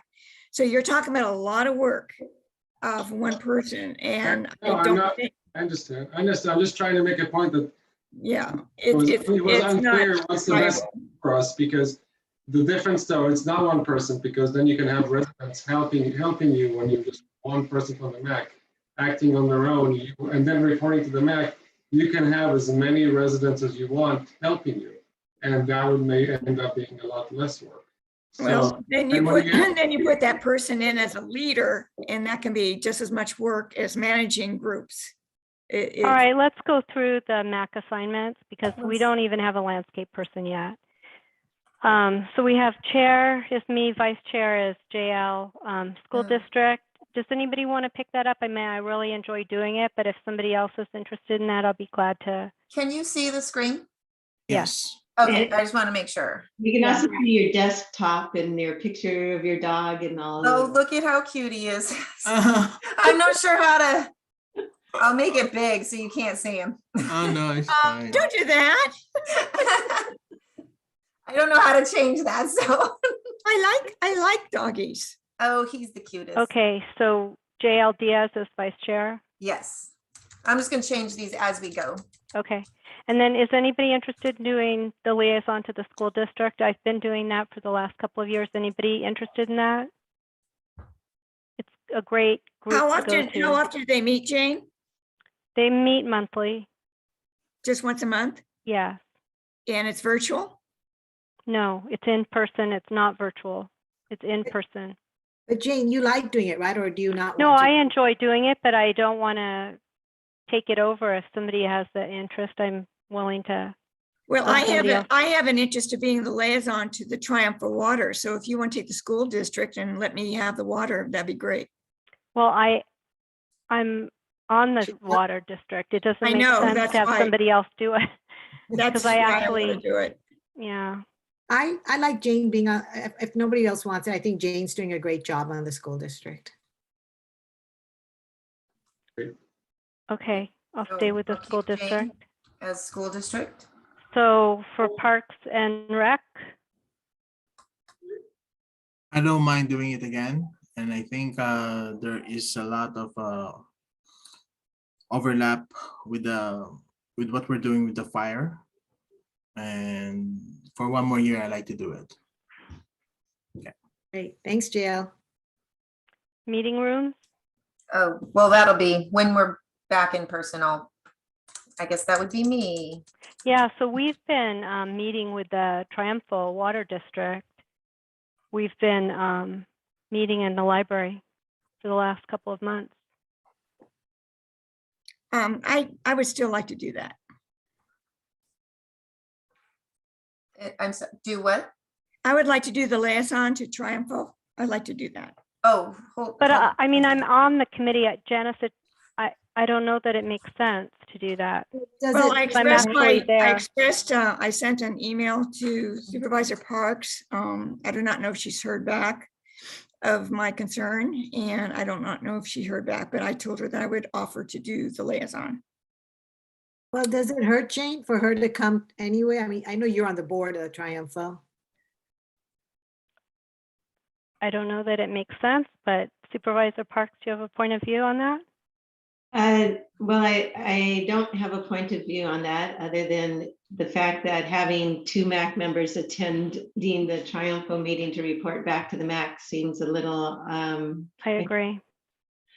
And regarding issues of potential conflict of interest, if the MAC ever has any votes related to Triumphal, you will have to abstain. So I think in those cases, it might be good to have a liaison when there is an issue that the MAC will be voting on. It doesn't happen too often. I think maybe the Intertie project might have qualified for that. But as long as there's no items related to the MAC, that the MAC would vote on related to Triumphal, we're good. So do you want to just have it in those instances? You might perhaps call a Janice an alternate. So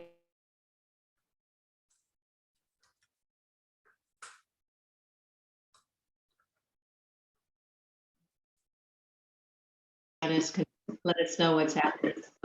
Yes, because Jane would have to abstain from voting on those kind of instances, whereas if she's not as a liaison, she could vote. But if she's going to be the liaison, she has to abstain from voting if it comes to a vote for us.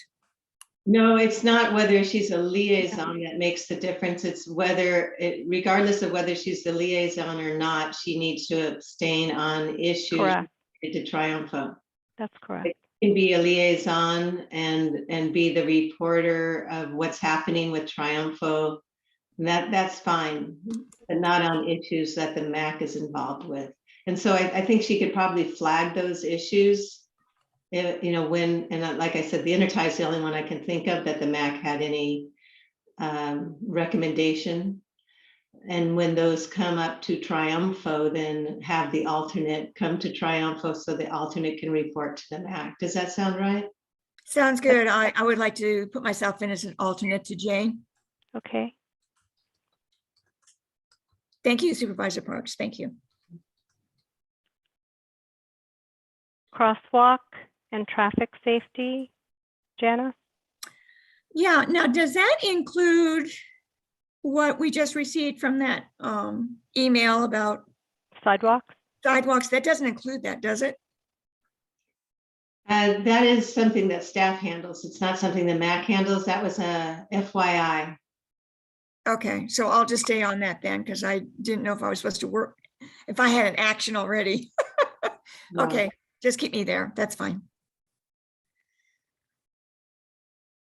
Public relations and social media. So what happened with us last year, right? We tried to create a presence, and I understand that this is violating some rules and regulations, correct? So, And you can work with my office to do correct. it with the web page that we have, and then Yeah. move that web page. Okay. Do you want to keep it both Janice and JL? Janice? Yes, But I think, Okay. but I think we don't yeah, need it I wanted- anymore. That's what I'm thinking. Yeah, JL, isn't this an area where we would get involved in what is going on Canaan? Isn't this the area?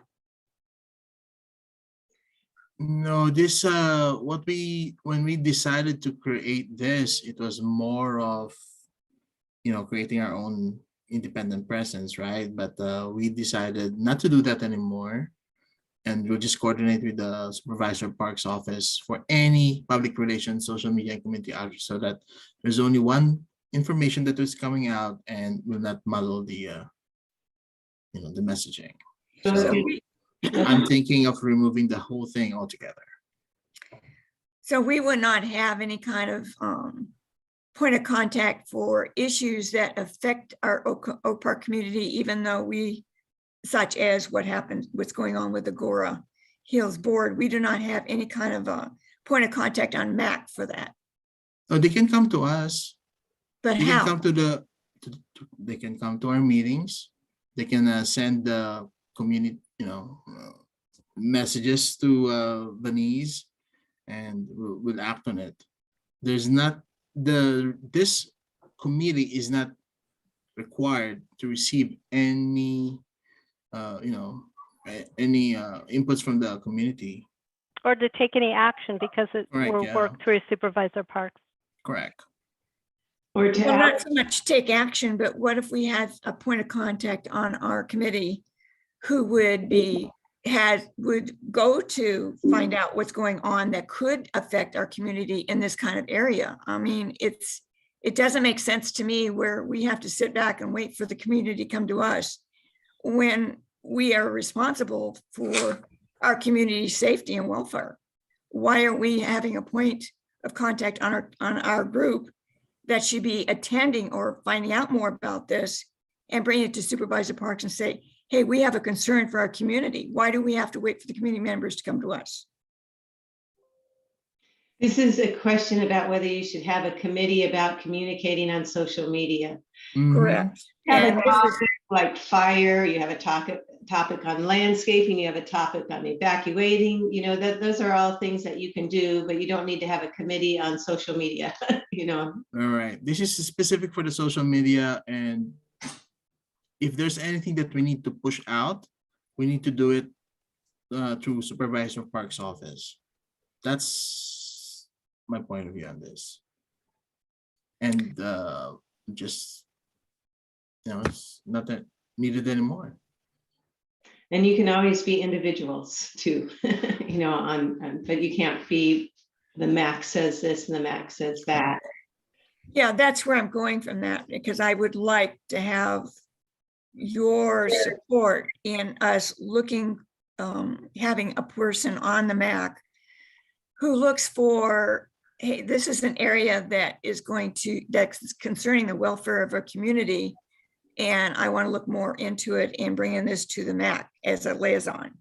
But if I can't use this as a support and I have to always be an individual, there's no reason even to just let the community handle it. And they're doing a very good job, by the way. The petition is a wonderful idea.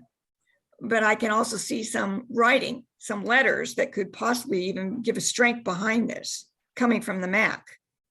So is this something that I would just write up? And I cannot, right? I cannot do that. So it's talking about a committee, a separate committee from the MAC or a separate liaison from the MAC. The point that you have the MAC. That's right. I agree with that. That's what we do as a MAC. Yeah. Okay. So Janice, you can still engage, right? I mean, you know, you can go to no, you can't be but you engaged cannot, as a MAC member, jail. But you cannot. But you can correct. You cannot stand. You know, if you write something in Nextdoor, for example, that should be as a private citizen, I think, and you should not represent the MAC unofficially, if there's any, because it's dangerous, right, Janice? What if you say something and then that can be misconstrued as a MAC position, but actually it's not MAC position, you know, instead of your Well, person. yeah, no, I'm not a maverick. Trust me, I'm not a maverick. Everything I've done, I always go through Supervisor Park. She always gets the draft before I do things, so I don't do that. Okay. And the one time that I didn't, I pronounced myself as not a MAC member. So I'm not that way. I mean, if you ever set up, anybody on this committee should be going to Supervisor Parks before writing or making any kind of a policy. We're not allowed to do that. I'm saying we should have a point of contact on our MAC that should say, hey, we have a problem here.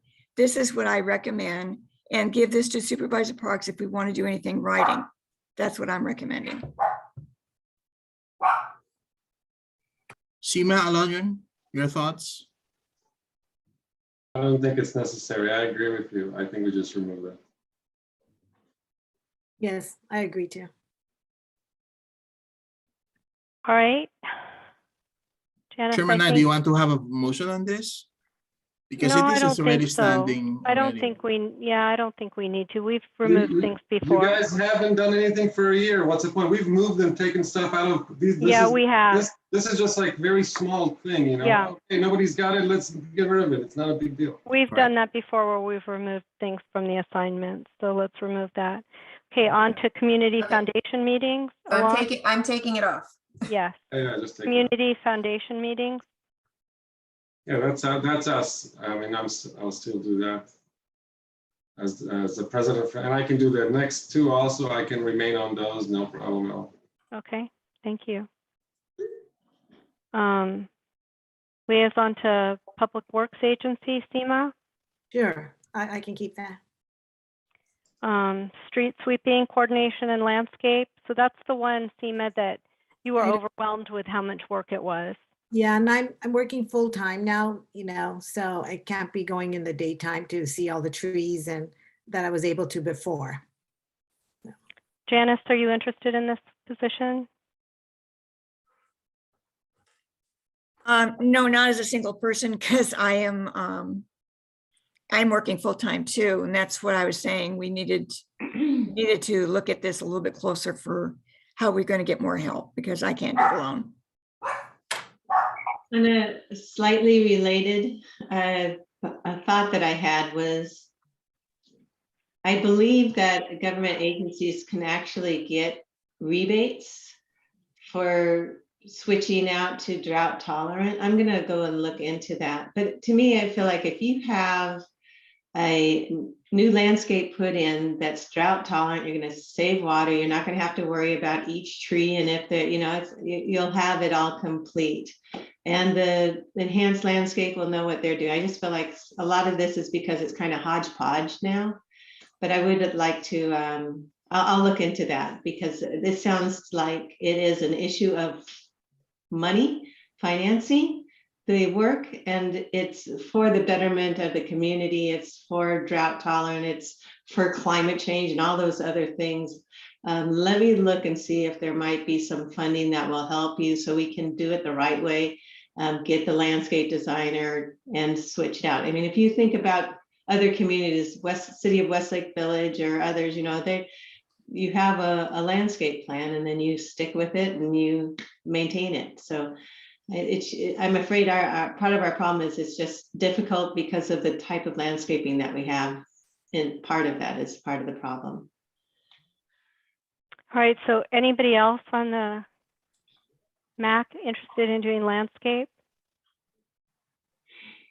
All right, that one's still open. I think that's our agenda for tonight. Anything else anybody wants to bring up? Oh, future agenda items, JL. Do we want to say future agenda items that you want to bring up something about the Fire Safe Council or the evacuation? Do you want to put that as a topic for a future agenda item? Let me talk to Carolyn and Yes, yeah, yes. let's see what We do need to. We we do can, need it. what we do. We absolutely need to discuss it. Okay, and then you'll work with Denise, Mhm. JL, And I'll work with Venice. Just yeah. let me know what you want me to put on the agenda. Yeah. whether We'll it's do it. on March or April or which agenda, Okay. when you Right. can get your information together. Thank you, JL, appreciate it. Do you Anything want- else? Do you want to have a fire safe council liaison and make that JL? I Because think that Oh, would be that's- excellent. he's just There got you go. happen at the fire safe council, then Yeah, to the MAC instead of you Alright. guys, you both doing the same thing. Okay, I'm adding it. I like that idea, That's a good Supervisor idea. Parks. Because it seems like there's quite a bit of information and discussion and topics around that, so that would be fantastic. What about the landscaping and the sidewalks being ground? Is there, who does that? Who handles? We don't that? have a landscape person. And who does the sidewalks? At this point, it's the owners of the property. So like the schools, if it's in front of the schools, the school owns But it. we're talking about like along Hawthorne where there's no owner. Those are the situations when we can, you know, The full MAC instead of to one person. Right, Straight to the full MAC. well, right. I mean, we've already had a speaker on sidewalk grinding. That is an alternative that we have discussed many months ago. And I would like to have that be available for discussion if we're going to talk about the new proposals. So That's what's happening at the March 30th right. meeting. I hope we have some input for that. Well, that's the point. We're having staff come on March 30th to discuss it. And then in April, the Board of Supervisors will vote on it. But that is exactly what's happening on March Okay, 30th. for sidewalk grinding as an alternative for these cracks. We're looking at other standards so that we can keep mature trees. Right. We've gotten the permission to allow for grinding. So Right. Thank you. Mhm. Thank you. That's what I want to know. Thank you. MAC meeting. Okay. All right, Thank you. so I'm going to adjourn the meeting at 8:57. Thank you, everybody, Yes, for Thank you. attending. Thank you. Appreciate your time. I'll reach Good out night, to- everybody. Right. I'll reach out, JL. We'll talk.